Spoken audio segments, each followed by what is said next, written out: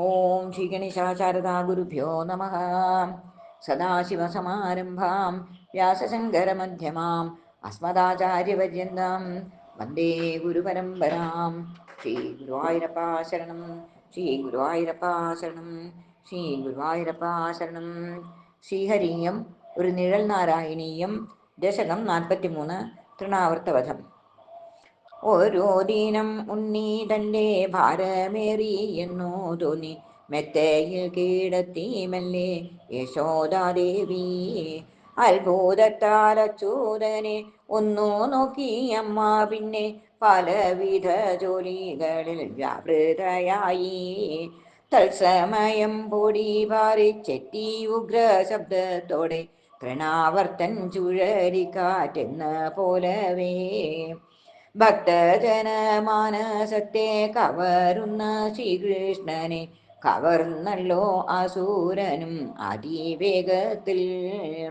പൊടി മൂലം ഇരുട്ടായി ഒന്നും കാണുവാനാകാതെ പകച്ചുപോയി സകലരാം ഗോപീജനങ്ങൾ.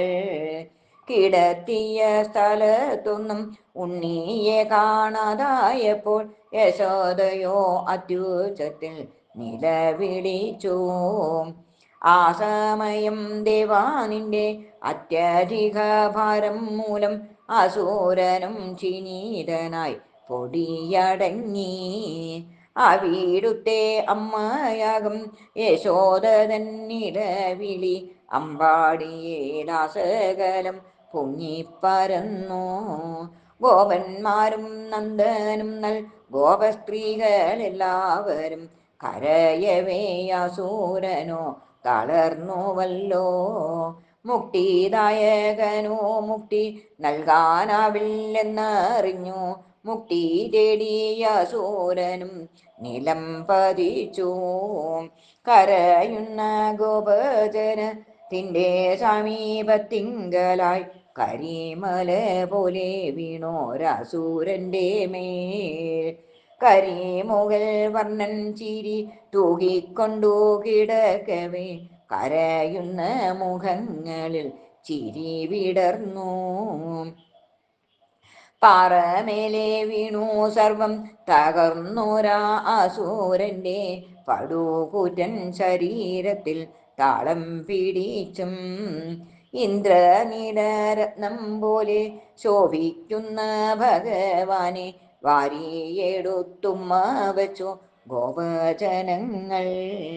ഗോപികളും ഗോപന്മാരും മാറി മാറിയെടുത്തോരാ ഗോപബാലകനെ നന്ദൻ മാറോടു ചേർത്തു. ബാലസ്ത്രീകൾ പലവട്ടം വാരിപ്പുണർന്നിടുന്നോരു വാരിചാക്ഷാവിടുത്തെ സ്തുതിച്ചിടുന്നു. ഭക്തജന സങ്കടങ്ങൾ തീർത്തിടുന്ന ഗോവിന്ദൻ താൻ ഞങ്ങളുടെ ഉണ്ണിയെയും രക്ഷിക്കണമേ. അവിടുത്തെ രക്ഷയ്ക്കായി അവിടുത്തോടു തന്നെയെന്നറിയാതെ പ്രാർത്ഥിച്ചല്ലോ അച്ഛനമ്മമാർ. വാദരൂപിയായുള്ളോരാ അസൂരനെ നിഗ്രഹിച്ച വാദപുരവാസിയാകും ദേവദേവേശ.